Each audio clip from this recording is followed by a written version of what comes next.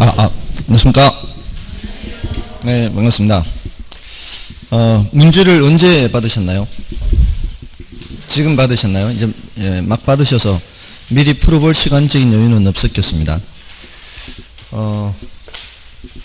문제 앞에 조금 풀어보셨나요? 저 여기 하고요. 지난번에 네 번에 걸쳐서 받는 거 하고, 이제 문제가 굉장히 많지 않습니까? 그 전에도 왜 5월, 6월 달에 제가 또 계속 꾸준히 문제를 드렸었죠. 그 문제들을 이렇게 다 종합적으로 보시면은, 그게 다, 이 시험 전범위에 대해서 다룬 거니까, 그 정도 문제에서 해결할 수 있다면은 충분하다고 볼 수 있습니다. 그러니까 틀렸던 것들 있죠. 다 볼 시간적인 여유는 없으니까 틀렸던 것들 위주로 점검을 하시면은 점수가 상당히 많이 올라갈 수 있을 겁니다. 마지막 이제 3주도 안 남았는 시간이지만 2주 조금 더 남았나요? 16일. 그 짧은 시간이라도 또 나름대로 효율적으로 공부할 수가 있습니다. 그러니까 지난번에 말씀드렸는데 혹시 아직도 가사 일을 하고 있는 건 아니겠죠? 그 모든 걸 다 이제 버리고 집이 어떻게 되든 말든 신경 쓰지 마시고 공부를 하셔야 됩니다. 이 시간이 시험 치고 나서 1시간은 아무 의미가 없죠. 시험 치기 전에 1시간이 중요하지 않습니까? 네, 아무튼 최선을 다해서 끝까지 하시기 바랍니다. 자, 좀 바쁩니다. 50문제씩 50문제씩 가야 되니까 빨리 시작하겠습니다. 먼저 이제 부동산 개념이죠. 부동산 개념 하면은 법적 개념, 경제적 개념, 기술적 개념 해서 그 중에서 가장 이제 키포인트가 되는 부분이 법적 개념에서 정착물이라는 개념하고 그 다음에 준부동산 요 두 가지죠. 요 두 가지를 정리를 하시면 되는 거예요. 사실 그 많은 개념들 중에서도. 왜냐하면은 요게 그나마 내용들이 제일 많이 있는 거죠. 법적 개념을 협의와 강의로 나눌 때 협의의 부동산은 토지 및 그 정착물 해서 정착물이잖아요. 이건 토지에 항구적으로 부착되어 있어야 돼요. 토지에 붙어 있지 않으면 그거는 동산이 되어버리는 거죠. 그리고 정착물이 됐다고 할 때 요거를 일단 정착물이 아닌지 정착물인지를 먼저 따진 후에 독립정착물이냐 종속정착물이냐 이걸 따져야 되죠. 독립정착물의 대표적인 것이 건물이고 명인방법을 갖춘 수목, 농작물, 임목까지도 얘기하죠. 근데 그 임목이라는 녀석은 독립정착물에 넣는 사람도 있고 여기 준부동산에도 요 넣는 사람이 있죠. 요거 이제 좀 주의를 하시고요. 그 다음에 독립정착물이 아닌 정착물은 모두 다 종속정착물에서 교량이라든가 담장 이런 것들, 수목 이런 것들이죠. 그 다음에 협의의 부동산에다가 준부동산을 더하면은 그게 이제 광의 부동산 이렇게죠. 준부동산은 민법 이외에 다른 법률에서 민법상 부동산처럼 등기나 등록의 공시수단을 갖는 물건들을 준부동산 하지 않습니까? 그럼 이제 법적 개념이 끝나는 거예요. 물론 이제 경제적 개념이나 기술적 개념도 있지만 얘네들은 단어만 정리를 하면 되니까 별거 아니다 이 말이죠. 그래서 우리 부동산학에서는 부동산을 이렇게 종합적으로 다 살펴보죠. 이걸 이제 복합 개념으로 살펴본다라고 얘기하죠. 그래서 1번의 부동산의 복합 개념은 부동산을 법률적, 경제적, 기술적인 측면 등으로 이해하고자 하는 것이다. 종합적으로 이해하는 거죠. 그 다음에 정착물 중에는 토지와는 독립된 부동산으로 취급되는 것이 있는가 하면 토지의 일부로 취급되는 것도 있으며 판잣집, 가시개, 수목 등은 토지의 일부로서의 정착물이다. 요거는 뒤에 판잣집, 가시개, 수목 이런 것들은 정착물 자체가 아니죠. 정착물이 아니에요. 그래서 틀렸죠. 2번이 동산이니까. 그 다음에 3번은 기술적 측면에서의 부동산을 유형 관점에서 보면 토지의 지세, 지질, 지반 등이 연구 대상으로 된다. 그렇죠. 기술적인 측면에서는 그렇고요. 그 다음에 넓은 의미의 부동산에는 등기, 등록의 대상이 되는 항공기, 선박, 자동차 등도 포함되죠. 이런 것도 이제 넓은 의미에서는 부동산이 됩니다. 그 다음에 임목에 관한 법령에 의해 소유권 보존 등기된 임목, 공장 및 광업재단 저당 법령에 의하여 저당권의 목적물이 되고 있는 공장재단은 부동산에 준하여 취급된다. 맞죠? 정답은 2번이고요. 다음에 이제 2번, 이제 정착물에 대해서 또 묻고 있죠. 주택 상가 등의 건물은 토지와 다른 부동산으로 취급되는 정착물이다. 이건 뭐예요? 독립정착물이다. 이런 뜻이죠. 맞고요. 그 다음에 본체에 딸린 창고는 종물이라고 할 수 있으므로 부동산도 주물과 종물로 구분할 수가 있죠. 동산만 주물, 종물이 있는 것이 아니고요. 다음에 3번은 임차인이 설치한 영업용 선반, 카운터 등 사업이나 생활의 편의를 위해 설치한 픽스처. 이건 이제 픽스처로 봐야 되죠. 픽스처인데 임차인이 붙여놓은 거는 제거할 수 있는 게 원칙이죠. 그것은 동산이 되는 게 원칙이다. 이렇게 얘기를 해야 되겠죠. 그래서 부동산으로 취급한다. 이게 틀렸죠. 3번이 틀렸습니다. 다음에 임목에 관한 법률상 임목은 저당권 설정이 가능하나 명인 방법을 갖춘 수목은 저당권 설정이 가능하지 않다. 이 명인 방법을 갖춘 수목은 등기부가 없죠. 근데 임목은 등기부가 있죠. 등기부가 있으니까 그게 이제 설정을 할 수가 있는 거죠. 기록으로 남길 수가 있고요. 그래서 4번 맞고요. 그 다음에 5번에 정착물은 계속하여 토지에 부착되어 있어 하므로 그러하지 않은 것은 정착물이 아니죠. 동산인 겁니다. 다음에 정답 3번 있고요. 다음에 이제 3번은 이제 토지 분류죠. 일단 1번에 후보지, 이행지 이렇게 구분할 때 후보지는 용도적 지역이 상호간에 전환되고 있는 지역의 토지. 그러니까 이거는 택지지역, 농지지역, 임지지역 상호간이죠. 근데 이행지는 그 내에서 전환 중인 토지죠. 주상공 상호간에 전환 중이거나 전답과 상호간에 전환 중이거나 이런 것들이 이행지죠. 맞고요. 다음에 이번에 건부지는 관련 법령이 정하는 바에 따라 재난시 피난 등 안전이나 일조 등 양호한 생활환경 확보를 위해 건축하면서 남겨놓은 일정 면적 부분의 토지를 말한다. 이거는 공지를 말하는 개념이죠. 그래서 2번 틀렸고요. 택지란 주거지, 상업지, 공업지의 건물 부지로 이용되고 있거나 이용될 것이 사회적, 행정적으로 합리적이라고 인정되는 토지를 말한다. 주상공 이렇게 나오면 택지죠. 택지 맞죠? 그 다음에 필지는 법률상의 단위 개념으로 소유권이 미치는 범위를 말한다. 이게 이제 필지와 구별되는 개념은 획지죠. 획지는 경제적 개념으로서 가치나 가격 측면에서 살펴보는데 필지는 법적 개념으로서 권리 측면을 살펴보죠. 그 다음에 이행지는 자 1번의 후보지 나왔는데 5번의 이행지는 용도적 지역의 분류 중 세분된 지역이죠. 세분된 지역 내에서 용도에 따라 전환되는 토지를 말한다. 맞죠? 정답은 2번이었고요. 다음에 토지 분류에 대한 다음 설명 중 옳은 것을 모두 고른 것이었어요. 기억에 부지 나왔습니다. 이건 대택부 할 때 부지는 포괄적인 개념이죠. 그래서 일정한 용도로 제공되어 있는 바닥 토지를 말하며 하천도로 등의 바닥 토지에 사용되는 포괄적 용어예요. 그래서 기억은 맞고요.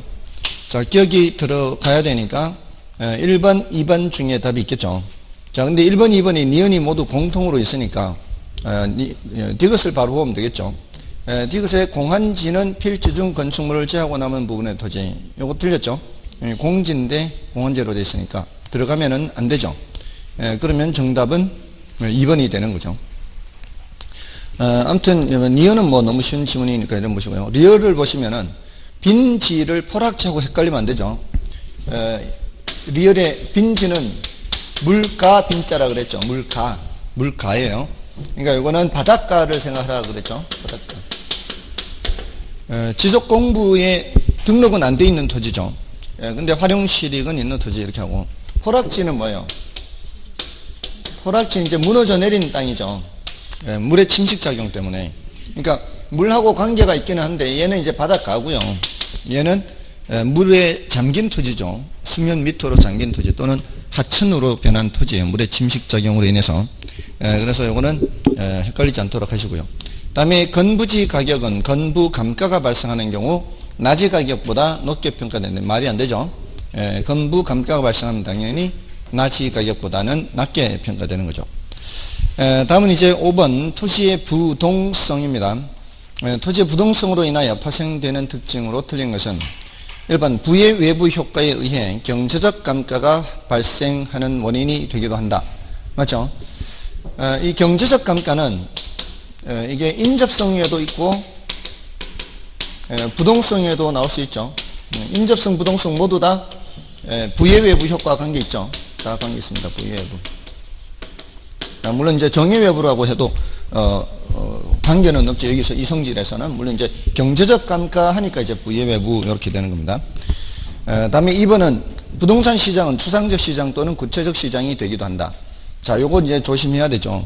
부동성이 추상적 시장, 구체적 시장 모두에 다 관련된다는 거죠.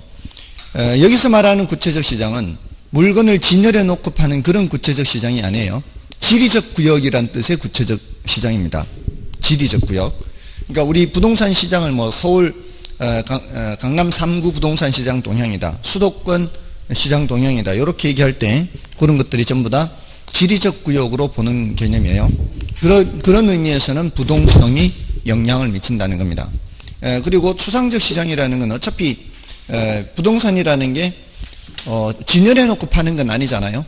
그런 의미에서 우리 시장 할 때 전부 다 이 추상적 시장 얘기를 하는 겁니다. 다 관련이 된다고 볼 수 있어요. 다음에 부동산 활동을 임장활동, 정보활동, 이건 뭐 부동성 맞죠. 그리고 부동산 시장을 국지화하죠. 그리고 중개업이 제도화되죠. 중개업을 한다는 건 그 지역 범위, 보통 그렇게 하잖아요. 전국을 대상으로 중개하는 경우는 뭐 거의 없다라고 봐야 되죠. 다음에 4번인가요? 토지를 수동적 생산 요소가 되게 하여 토지 잔여법, 수익 배분의 원칙과 깊은 관련이 있다. 뭔 소리인지 모르면 패스하면 되죠. 부디 그렇게 하십시오. 실전에서 부디 드리는 말씀인데 모르는 거 나오면 빨리 넘어가시라고요. 뒤에 쉬운 지문이 나올 때까지. 그게 1번부터 5번까지 다 패스할지라도 6번에서 아는 게 나올지라도 일단은 패스하고 지나가야 돼요. 왜냐하면은 공교롭게 앞에 어려운 문제가 많이 있을 수 있어요. 그걸 계속 풀려고 하면은 뒤에 시간이 걸려서 뒤에 문제를 못 풀어요. 그러니까 아예 어차피 어려운 문제니까 패스를 해버리고 그렇게 하는 거죠. 40문제를 다 풀어야 합격하는 거 아니죠. 한 30문제만 풀어도 합격은 할 수 있습니다. 심하면은. 그러니까 10문제 못 풀어도 합격할 수 있으니까 부디 패스하고 지나가세요. 정말 가능합니다. 그러니까 그렇게 하시기 바랍니다.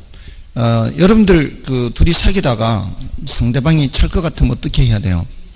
내가 먼저 차야죠. 내가 먼저 차야지. 그러니까 문제가 나를 버리기 전에 내가 먼저 문제를 버리면 돼요. 그러면 훨씬 수월하게 풀 수가 있어요. 실제로 그런 사람들이 있습니다. 이게 굉장히 어렵게 느끼면서 치는데 60점이 나와요.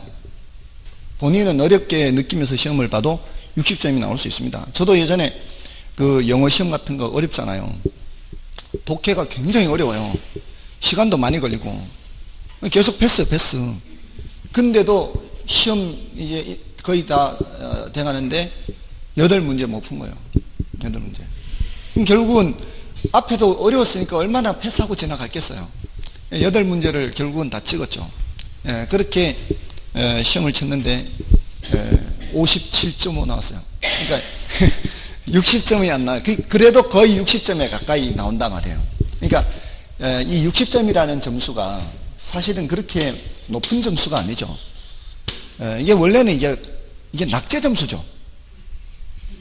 60점이 낙제 점수예요. 낙제 점수예요. 그렇잖아요. 수우미양가로 할 때 낙제 점수이기 때문에 사실은 이게 60점을 받았다는 실력은 그리 좋은 실력은 아니에요. 사실은. 그러니까 뭘 말씀드리려고 하는가 하면은 풀 때 상당히 어렵다라는 것을 느끼면서 풀어도 사실은 거의 60점 근처에 나오거든요. 그 소리는 이제 어려운 거를 패스하고 쉬운 거를 위주로 푸는 훈련을 하셔야 된다 이 말이에요. 그리고 시험장에서는 끝까지 최선을 다해야 돼요. 지레짐작으로 나 이거 시험 못 봤다라고 생각하고서 1차 망쳤다 생각하고 2차 아예 보지도 않고 오거나 이러면은 안 되는 거죠. 실제로 그런 학생이 있었어요. 자기 시험을 못 봤다고 생각하고 2차 시험 안 보려고 하는 거를 어른들이 야 그래도 2차 시험 보기나 하고 가라고 했는데 그 제정신으로 바뀌었으니까 그 시험을 망쳤다고 생각했으니까. 그리고 30분 미리 나왔어요. 30분 일찍 나왔어요. 제대로 안 풀고. 근데 결국은 1차가 3개 남고 2차가 3개 모자랐어요. 제대로 풀었으면 또 달라질 수도 있었겠죠. 어떻게 보면은 좀 시간적인 여유를 두고. 근데 그 끝까지 최선을 다하지 않은 거죠. 그러니까 시간을 1년이라는 시간을 이제 또 애써서 공부를 했는데 그거를 그렇게 너무 헛되이 보내려 하지 마시고 끝까지 최선을 다하십시오. 그리고 그런 경우도 있거든요. 경우에 따라 어떤 해는 그 이의 신청을 받아줘서 2차에서 무려 6개나 중복답 또는 모두 정답이 있었어요. 2차에서 6개나 중복답 또는 모두 정답. 그러니까 그런 경우도 있거든요. 그러니까 공교롭게 거기에 다 걸릴 수도 있잖아요. 무려 6개면은 몇 점인가요?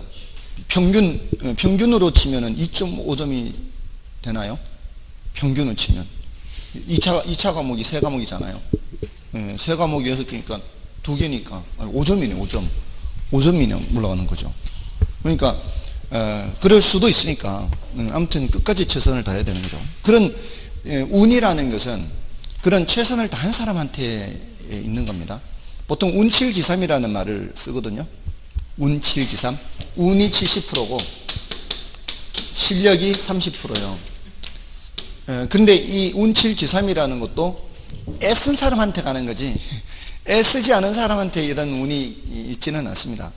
그러니까 공부를 안 했는데 운으로 합격한 거는 없어요. 그러니까 최선을 끝까지 다 해서 거기에 이제 운이 곁들여지는 거죠. 아무튼 끝까지 최선을 다하시기 바랍니다. 자, 아무튼 그렇고요. 그래서 패스한 거예요. 4번 이런 거 어려운 거 나오면 패스하세요. 그리고 5번에 토지의 최유효 이용을 강조하는 근거가 된다. 이거는 부동성하고 관계없잖아요. 부증성하고 관계있고 또 뭐가 있어요? 용도 다양성하고 관계있죠. 그러니까 5번에 쉬운 주문이 나올 수 있다는 걸 늘 염두에 두세요. 그럼 이제 4번은 뭔가 하면은 수동적, 능동적 하잖아요. 능동적은 적극적으로 하는 거고 수동적은 이제 피동적이잖아요. 피동적이라고 볼 수도 있고 그렇잖아요. 자, 이게 생산 요소 하면은 늘 뭘 말씀드렸어요?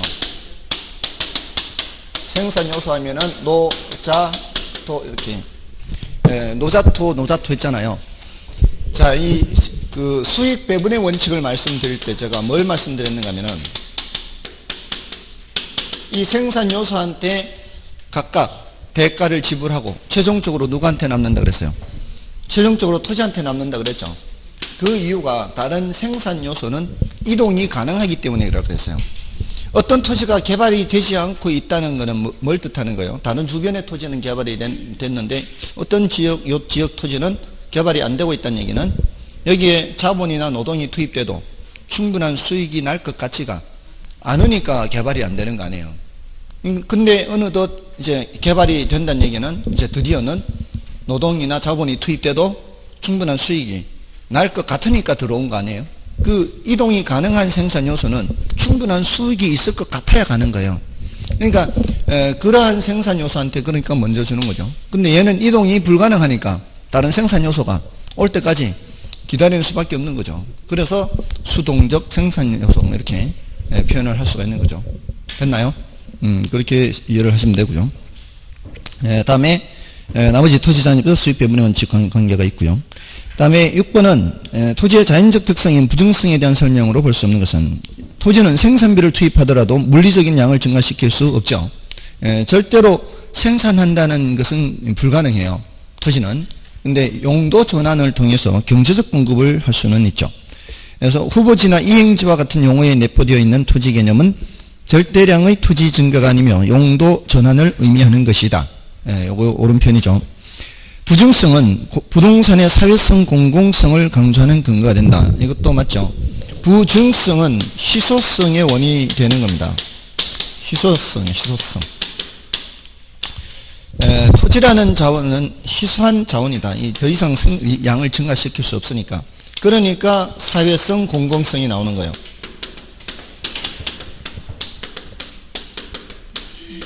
희소한 자원인데 뭐 산업용지는 많이 필요하고 인구는 뭐 증가하고 뭐 이러면서 이 토지를 함께 사용할 필요가 있는 거죠. 소유권은 개인이 가질 수 있다 할지라도 거기에 공적인 제약을 가하게 되는 거죠.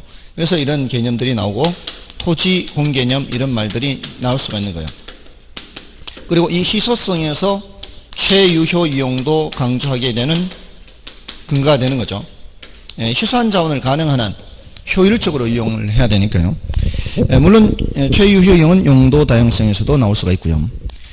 다음에 4번은 매립 등으로 농지량이 증가된 것은 용도 전환이지 절대량의 증가는 아니죠.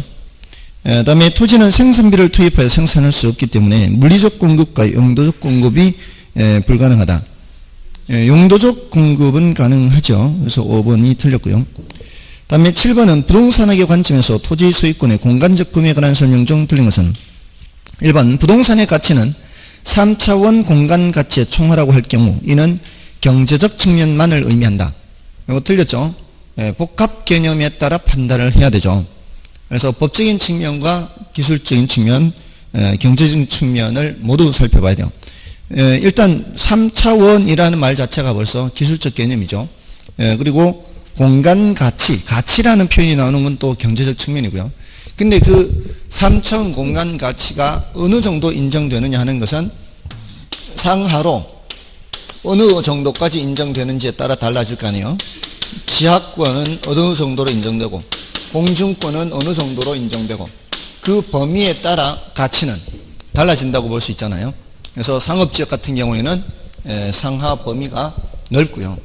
주거지역이나 농지지역은 좁고요. 그러니까 가치가 달라질 수밖에 없죠. 그래서 맞는 말이 틀린 말이고요. 그다음에 이번에 공중권이란 토지 소유자가 공중공간을 타인의 방해 없이 일정한 고도까지 포괄적으로 이용할 수 있는 권리를 말한다. 맞고요. 그다음에 지표권이란 토지 지표를 토지 소유자가 배타적으로 이용하여 장부를 경작하거나 건물을 건축할 수 있는 등의 권리를 말한다. 자, 요거 말고도 지표권에는 지표수를 이용할 수 있는 권리도 포함되죠. 그래서 유역주의, 선용주의라는 게 있죠. 그래서 물이 흔한 우리나라 같은 이런 수변 지역에서는 유역주의 입장에 있고요. 건조 지역은 선용주의 입장에 있죠. 다음에 4번에 지하권이란 토지 소유자가 지하 공간에서 어떤 이익을 얻거나 지하 공간을 사용할 수 있는 권리를 말하죠. 특히 우리나라 같은 경우에는 지하 매장 광물은 지하권에 포함되지 않고요. 이 개인의 권리에 포함이 되지 않는 거죠. 사적 지하권에 포함이 안 되는 거고 공적 지하권에 해당하는 거고요. 그 다음에 국가가 사유지 지하의 일부를 사용하기 위해 구분지상권을 설정할 수 있죠. 자, 이거 구분지상권 그냥 생각하면은 틀릴 가능성도 있어요. 구분지상권은 지하에도 설정할 수 있고 공중공간에다 설정할 수도 있죠. 공중공간, 지하공간 다 설정할 수 있는 게 구분지상권이고 한계심도는 뭐예요?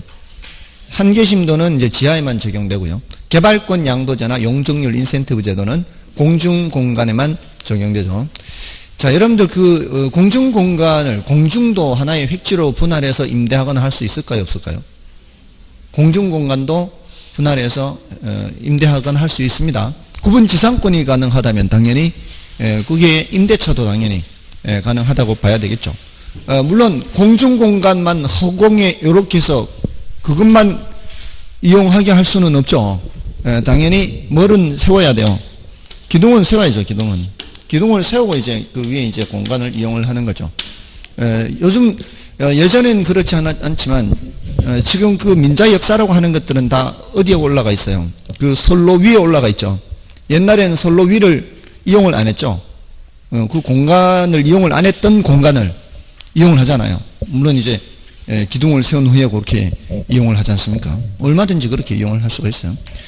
서울의 행복주택이라고 그 저소득층이나 사회생활 초년생, 대학생들 이런 사람들한테 제공하기 위한 그런 임대주택을 짓는다고 박근혜 정부 때 발표를 했었지 않습니까?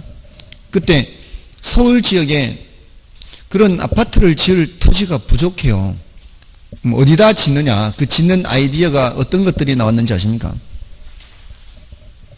서울 지역은 그 비싸게 토지비를 매입해 가지고는 이게 너무 비용이 많이 들잖아요. 지을 공간이 그렇게 토지가 없어요. 그래서 어떻게 했는가 하면은 유수지 같은데. 유수지 있잖아요, 유수지. 비가 한꺼번에 많이 오면은, 갑자기 많이 오면은 그거를 하천으로 이렇게 내보내기가 어렵잖아요. 그러면 이제 일단 이 물그릇 커다랗게 만들어 놓고 평소에는 이걸 비워 놓는 거죠. 예, 그래서 비를 일단 우선은 여기다 담가 놨다가 서서히 펌프질을 해서 내보내거든요. 그럼 유수지가 많아요. 예, 그래 이제 재해를 유수지면은 공법에도 나오겠네. 그 재해 방지 이 하천 이런 것 무슨 시설 있잖아요. 그건 나오겠는데. 예. 아무튼 기반 시설 나올 거 아니에요. 기반 시설에. 예. 그러니까 이게 이제 평소에는 다 이게 물이 없잖아요. 물이 없으니까 이게 비어 있거든요. 사실은 보통은 거기에 어떻게 이용을 하는가 하면은 이 위를 덮어 가지고 주차장으로 이용하거나 막 그래요. 근데 여기에다가 기둥을 세워서 어떻게 여기다 위에다가 아파트 지으면 되잖아요. 이런 아이디어가 있고요. 그리고 인천 경인선 있죠. 전철 경인선 타보셨나요? 그 경인선이 지하 구간이에요, 지상 구간이에요? 지상 구간이죠. 그 지나가는 철길 있잖아요. 철길 위에다가 세워서 그 위에다가 아파트 짓는 거예요. 다 덮죠, 당연히. 이거를. 저걸 다 덮죠. 지하로 들어가는 그걸 다 덮죠. 소리 나지 않게. 지금 지하철처럼 다 막아버리는 거죠. 그러면은, 예? 다 방진 시설 하죠. 합니다. 지금 지하철 다니고 있잖아요, 지하에. 지하에 지하철 다 다니고 있잖아요. 그 아주 가까운 곳은 진동이 느껴져요. 저 4호선 바로 옆에 건물 제가, 그게, 후배가 거기 이제 교회 다닌다고 이제 저보고, 한번 와보라고. 그래서 갔었는데, 교회가 좀 이렇게 지하로 이렇게 이제 내려가게 이렇게 교단, 뭐라 그러죠, 거기를? 교단이라 그러네, 거기를. 하여튼 거기에 이렇게 밑으로 내려가게 돼 있어요. 그 목사님 설교하는 데가.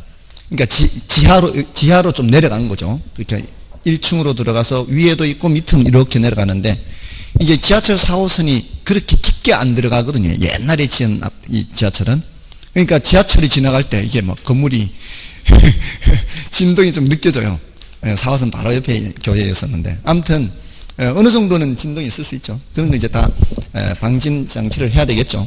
아무튼, 그런 식으로 이제 이용을 하는 거죠. 공중 공간을 그런 식으로 활용을 많이 하는 겁니다. 아무튼, 점점 더 그렇게 활용할 가능성이 많겠죠, 앞으로. 다음에, 국가가 사우디 지하 이거 구전진사건 다 말씀드렸고요. 자, 이제 8번을 보시면은, 자, 유량 저량이죠. 자, 유량 저량은, 늘 출제 가능성이 있다라고 봐야 돼요. 이건 2년에 한 번꼴로 출제가 된 주제니까요. 지금 그 문제는 이제 저량 자료에 해당하는 것을 찾아야 되는데, 일정 시점을 전제로 측정을 하는 거죠. 저량 자료면은, 유량은 일정 기간. 자, 1번에 부동산 관리비 하면 뭐예요? 비용이죠, 비용. 자, 이게 비용은 주는 입장에서는 비용이지만 받는 입장에서는 수입이잖아요. 그러니까 소득, 수입 이런 것들은 모두 다 유량 개념이라고 했죠. 거기에다가 2번, 3번, 4번은 연, 월 이 단어가 다 붙어 있죠. 붙어 있는 건 다 유량 개념이라는 얘기입니다. 부채 비율이 저량 개념이죠. 이 부채 비율하고 헷갈리지 마셔야 되는 게 이제 대부 비율이라는 것도 있긴 하죠. 이것도 뭐예요? 이것도 저량 개념, 부채 비율도 저량 개념이죠. 모두 다 이제 일정 시점을 전제로 하는 거죠. 부채 비율과 대부 비율은 써먹는 위치가 달라요. 부채 비율은 어디다 써먹는가 하면은 지렛대 효과에서 써먹는 거예요. 얼마나 싼 이자를 몇 배 뻥튀기 하느냐, 이거 기억나십니까? 얼마나 싼 이자를 몇 배 뻥튀기 하느냐, 이 지렛대 효과에서 하는 거예요. 남의 돈을 사용할 때는 이 이자를 주고 사용을 해야 되죠. 몇 배 뻥튀기 하느냐 할 때 요 몇 배 개념이 바로 뭐예요? 이게 바로 부채 비율 개념이에요. 내 거분의 남의 거죠. 근데 대부 비율은 그냥 남의 거 비율이죠. 그러니까 남의 거 비율 60%다 그러면 내 거는 40%다 할 때 40분의 이렇게 되잖아요. 그건 이제 모두 다 일정 시점을 전제로 측정을 하는 개념이죠. 정답은 5번이고요. 그 다음에 9번에 부동산 수요에 관한 다음 설명 중 틀린 것은 1번에 수요란 구매력을 갖춘 유효 수요를 말하며 잠재 수요는 포함하지 않죠. 우리 시장에 갈 때는 돈을 들고 가야 되죠. 빈손으로 가서 물건을 살 수는 없죠. 돈을 들고 가야 되고, 또 파는 사람은 물건을 들고 와야 되죠. 빈손으로 와서 팔 수는 없는 거죠. 다음에 아파트 대체재 수요 증가는 아파트 수요를 감소시킨다. 자, 요거 이제 수요량 변화, 수요 변화에서 대수 증가 써놓고 대체재 수요 증가, 대수반이잖아요. 내가 그리는 지화 수요는 감소죠, 감소. 자, 이렇게 대수반에서 아파트 수요를 감소시키고요. 그 다음에 시장 수요 곡선은 개별 수요 곡선의 수평적 합으로 나타낼 수 있으며, 일반적으로 시장 수요 곡선이 개별 수요 곡선보다는 완만하죠. 수평 방향으로 합하게 되면 그렇게 되죠. 지난번에 이렇게 말씀 다 드렸었죠, 이거. 수평 방향으로 하면 여기가 밑이 더 폭이 넓잖아요. 폭이 넓은 걸 더 하니까 가면 갈수록 폭이 어떻게 해요? 또 넓어지게 되는 거죠. 넓은 폭을 더 하니까 그렇게 되는 거죠. 자, 그래서 맞고요. 다음에 아파트의 대체재 가격 상승은, 자, 지금 2번은 대체재 수요 증가, 대수 증가로 나왔잖아요. 근데 4번은 대가 상승 이렇게 했는데, 지금 4번은 대체재 가격 상승 이렇게 나오죠. 대가 상승. 대가 비죠. 대가 비. 대수반. 내가 그리는 수요는 증가 이렇게 돼야 되죠.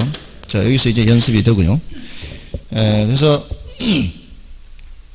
대체재 가격 상승 아파트 수요 곡선을 좌측으로 이동이 아니고 우측으로 이동이죠. 그래서 4번이 틀렸고요. 다음에 어떤 지역의 부동산 수요가 증가하여 가격이 상승하는 경우, 자, 이거요. 지난번에도 한번 말씀드렸던 것 같기는 한데, 가격이 상승하면 어떻게 돼요? 수요량이 감소하잖아요. 맞죠? 수요가 증가하면은 가격이 올라가잖아요. 여기에서는 뭐가 생략이 되어 있다고 보시면 되는가 하면은 균형이 생략되어 있다고 보면 돼요. 지금 이게 출발이 가격이 변한 거예요? 가격 외의 요인이 변한 거예요? 가격 외의 요인이 변한 거예요, 이거는. 가격 외의 요인이 변해서 이 소리는 수요 곡선 자체가 이동해서 이 뜻이에요. 그래서 이렇게 뭐가 올라간 거예요? 균형 가격이 올라갔는데, 현실적으로는 우리가 균형을 관찰할 수 있어요, 없어요? 현실적으로는 우리는 균형을 관찰할 수가 없어요. 그러니까 이론적으로 질문할 때 균형 가격, 균형량 이렇게 표현을 해서 질문을 할 수도 있지만, 그렇지 않고 현실적으로 뭐 유입 인구가 증가하면 가격이 어떻게 되겠어요? 또는 수요가 증가하면 이런 식으로도 그냥 할 수도 있거든요. 그럴 때는 균형이 생략된 채로 얘기를 하는 거예요. 여기서 더 이상 가면 안 된다고요. 수요가 증가해서 가격이 올라가죠 하면은 가격이 올라간 것에서 멈춰야 돼. 이 모든 조정 과정을 다 거친 거예요. 조정 과정을 거쳐서 가격이 올라간 것을 얘기를 하는 거예요. 여기에서 가격이 올라가면은 수요량이 줄어드는 거 아니야? 또 가면 안 된다고요. 또 가면은 그 다음에는 어떻게 되겠어요? 수요량이 줄면은 가격이 하락할 거 아니야? 계속 가야 되죠. 그럼 안 된다고요. 멈춰야 된다고. 뭔 뜻인지 아시겠죠? 가격이 상승하면은 수요량이 감소합니다. 이거는 점의 이동으로서 이 점에서 이 점으로 가는 걸로 끝난 거예요. 더 이상 가면 안 되는 거예요. 여기에서는 뭐예요? 이렇게 가서 끝난 거라고요. 아시겠죠? 더 이상 생각하면 안 돼요. 수요가 증가하면 가격 외의 요인이 변한 거예요. 지금 가격이 어떻게 돼요? 상승해요. 끝이에요. 거기서 공급이 감소하면 어떻게 돼요? 그것도 가격 외의 요인이 변한 거예요. 공급이 감소하면 가격이 상승하잖아요. 그것도 공급 곡선이 어느 쪽으로 이동해서 왼쪽으로 이동해서 가격이 올라간 거예요. 공급이 감소하면. 아시겠죠? 그러니까 가격 외에 다른 말들이 나오는 거는 전부 다 그거는 가격 외의 요인이 변한 거다 이 말이에요. 아시겠죠? 자, 그래서 지금 어떤 지역의 부동산 수요가 증가하여 가격이 상승했다면 이는 수요 곡선 자체의 이동 결과로 보아야 할 것이다. 뭔 뜻인지 아시겠죠? 그렇게 봐야 돼요. 그다음에 부동산의 가격과 수요량과의 관계에 대한 설명으로 틀린 것은 1번에 가격 효과는 소득 효과와 대체 효과의 합으로 나타낼 수 있다. 자, 요거는 이제 난이도가 조금 이제 높은 부분인데 지금까지 3번 출제됐는데요. 한 번도 정답 지문은 안 해요. 근데 3번 정도 출제된 만큼 여기 이제 약간은 이제 깊은 내용이지만 조금 이제 알아둘 필요가 있습니다. 지금 가격 효과라고 되어 있잖아요. 가격 효과는 뭐가 변한 거예요? 가격이 변한 거예요. 가격이. 예를 들어서 가격이 이렇게 상승하면 이 말이에요. 가격이 상승하면 수요량이 줄어들잖아요. 그럼 이 길이에서 이 길이로 줄어든다고요. 그럼 얼마만큼 줄어요? 요만큼 줄죠. 예, 수요량이 줄어드는 것을 두 개의 효과로 나타내서 설명한다고요. 그러니까 가격 효과는 그 재화에 뭐가 변했어요? 가격이 변했기 때문에 무슨 변화요? 수요량 변화요. 수요량 변화를 하나는 소득 효과, 하나는 대체 효과 이렇게 나누어서 살펴보는 거라고요. 자, 여기서 조심해야 되는 게 이 대체 효과의 경우에 대체재를 생각하는 거예요. 생각하기는 대체재를 생각을 하는 건데 대체재 가격이 변할까요? 안 변할까요? 여기서 절대적인 가격은 안 변해요. 상대적 가격만 변하는 거예요. 그러니까 대체재 가격이 변하는 거는 이 수요곡선 자체가 이동하는 거잖아요. 근데 대체 효과에서는 수요곡선 자체가 이동하는 것은 아니다 이 말이에요. 그러니까 여기서 이 재화 가격이 올라가면 대체 관계 있는 두 재화가 있는데 이 재화 가격이 올라가면은 다른 재화 가격은 상대적으로 내려가죠. 그러면은 이 재화 쓰던 사람들이 이 재화를 안 쓰고 저쪽으로 가는 바람에 얘를 줄인다고요. 그 효과가 무슨 효과? 대체 효과예요. 그래서 일부가 그렇게 해서 줄어든다고요. 그거 말고도 또 무슨 효과예요? 이 재화 가격이 올라가면은 이 재화 소비하던 사람 입장에서는 실질 소득이 줄어들어요. 실질 소득이 줄면은 아무래도 소비량을 줄일 수밖에 없죠. 그렇게 해서 줄어드는 효과 두 개 합쳐서 가격 효과 이렇게 나타나요. 자, 그래서 소득 효과는 키워드가 실질 소득 변화 효과 이렇게 가야 돼요. 실질 소득 변화 효과.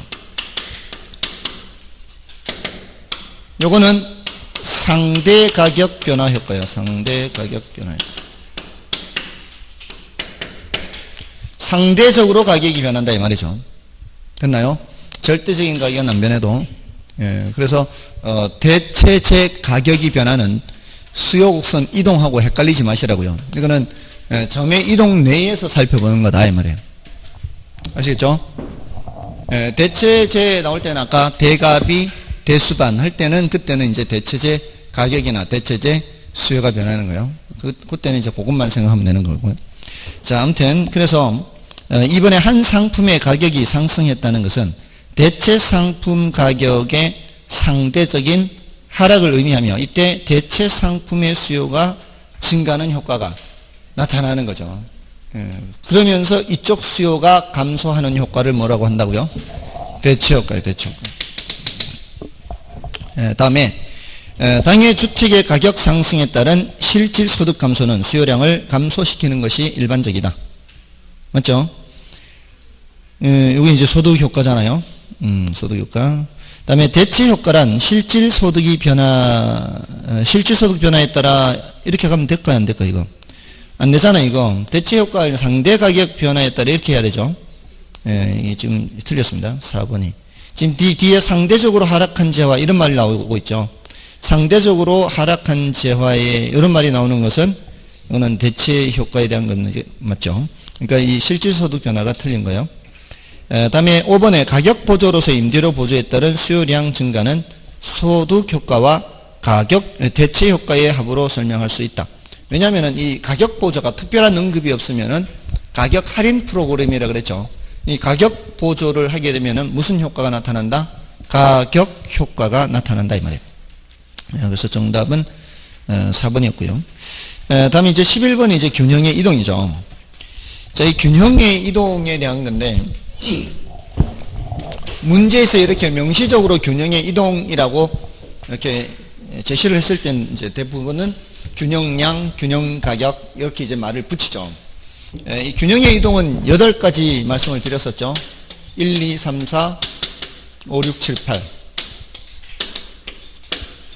1번, 2번, 3번, 4번까지는 수요나 공급 어느 하나만 이동하는 거고, 요거는 둘 모두 이동하는 거죠. 그래서 1번이 수요가 증가하는 거였나요? 2번이 수요가 감소, 3번이 공급이 증가, 4번이 공급이 감소. 5번은 수요가 증가하면서 공급도 증가하는 거고요. 6번은 수요가 증가할 때 공급은 감소하고, 7번은 수요가 감소할 때 공급이 증가하는 거고, 8번은 수요가 감소하면서 공급도 감소, 모두 감소죠. 자, 이렇게 했을 때 균형량과 균형 가격이 어떻게 움직이는지 살펴보는 거였죠. 수요의 경우에는 이게 다 같은 방향으로, 수요가 증가하면 균형량 증가, 균형 가격 상승, 수요가 감소하면 균형량 감소, 균형 가격 하락. 그다음에 공급이 증가하면, 이거는 균형량은 항상 요 같은 방향이라 그랬죠. 근데 여기는 균형 가격이 내려가게 되고요. 공급이 감소하면은 균형량 감소, 이거는 증가죠. 가격이 이제 올라가게 되는 거죠. 근데 이거는 지금 잘 보면은 5번은 수요 증가, 공급 증가는 1번과 3번이 동시에 나타난 거죠. 1번과 3번은 모두 다 균형량이 증가하니까 이거는 당연히 균형량이 증가해요. 요거 보면은. 근데 그때는 뭐는 알 수 없는 거예요. 균형 가격이 어떻게 될지 알 수 없는 거죠. 근데 여기서는 하나는 증가고 하나는 감소이기 때문에 균형량이 어떻게 될지 알 수 없는 거예요. 근데 요거는 지금 1번과 4번이거든요. 1번과 4번. 모두 다 가격이 올라가는 거기 때문에 균형 가격은 당연히 올라가게 돼 있어요. 요것도 하나는 감소, 하나는 증가이기 때문에 요거는 어떻게 될지 알 수가 없죠. 근데 요거는 2번, 3번이 동시에 나타났기 때문에 균형 가격은 당연히 하락이에요. 요때는 둘 다 감소니까 균형량은 감소하고, 요거는 어떻게 될지 알 수 없는 거죠. 알 수 없는 걸 알 수 있기 위해서는 어느 쪽이 더 큰지 문제에서 알려줘야 되고요. 만약에 변화의 크기가 똑같을 때에는 알 수 없는 것이 아니라 변화 없다 그랬죠. 그러니까 오늘 그 문제 중에 5번 지문이죠. 11번 5번 지문. 수요 증가와 공급 증가의 크기가 동일하다 그랬죠. 둘 다 똑같은 크기만큼 증가하는 거예요. 그러면 이 균형량은 당연히 증가하는데, 요게 변화 없다 이렇게 된다 그랬죠. 이게 같으면. 그래서 지금 5번은 맞는 지문이고요. 그 다음에 1번에 수요가 증가하고 공급이 감소해요. 수요가 증가하고 공급이 감소하면은 6번인가요? 맞죠? 수요가 증가하고 공급이 수요가 감소 맞지 않나요? 수요가 감소 공급 7번 2번 지문은 7번이고요. 2번 지문은 7번이고 1번 지문 수요가 증가하고 공급이 감소하는 1번 지문은 6번 맞나요? 6번 7번이에요. 그러니까 지금 1번 지문은 6번 2번 지문은 7번 이렇게 돼 있죠. 그러니까 둘 다 뭐는 알 수 없어요. 균형량은 알 수가 없잖아요. 그죠? 그리고 균형 가격은 1번은 어떻게 균형 가격은 상승해야 되잖아요. 근데 알 수 없다고 돼 있으니까 틀렸고요. 2번은 균형 가격은 하락한다 해야 되는데 상승한다 해서 틀렸고요. 그 다음에 3번 지문은 수요가 증가하고 공급이 증가하는 거니까 5번이잖아요. 이거는 균형량은 증가잖아요. 근데 알 수 없다 했으니까 틀렸고요. 그 다음에 4번 지문은 수요가 감소하고 공급이 증가하면 요거는 7번 지문인가요? 7번은 균형량은 그 변화를 알 수 없잖아요. 그래서 4번이 정답이 되는 거죠. 4번 정답이죠. 옳은 걸 찾는 거잖아요. 맞죠?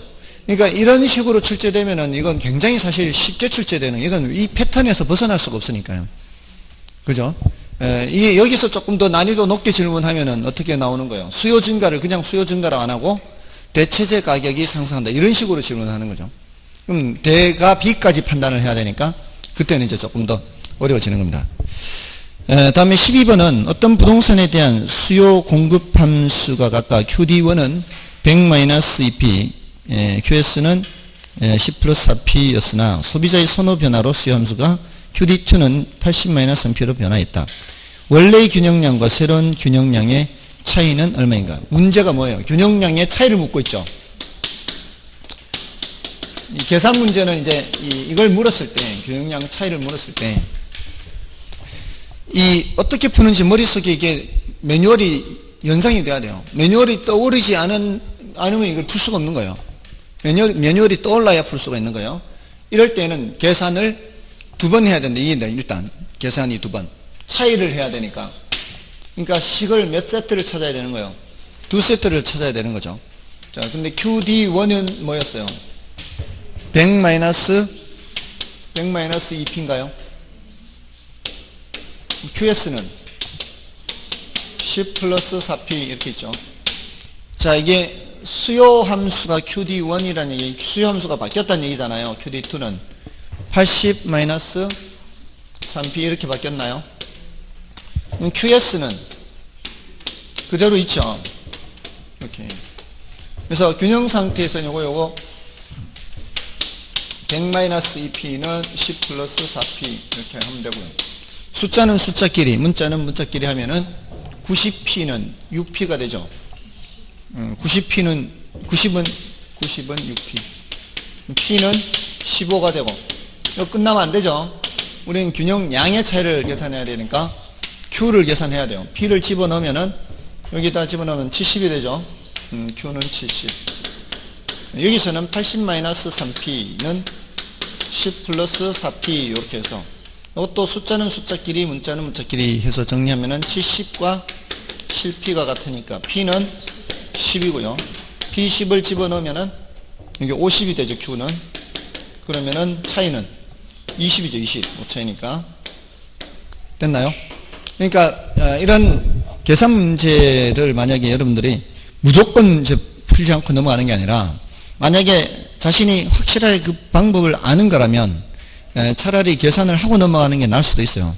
뒤에 이론 어려운 게 더 어려울 수 있거든요. 차라리 그냥 확실하게 시간이 1분 약간 더 걸릴 수는 있어요. 약간 근데 이제 숙달을 시켜줘 그걸 시간을 절약할 수 있도록 그렇게 해서 차라리 이게 나을 수도 있습니다. 대신 처음 보는 내용이 나오면은 그때는 보지 말아야 돼요.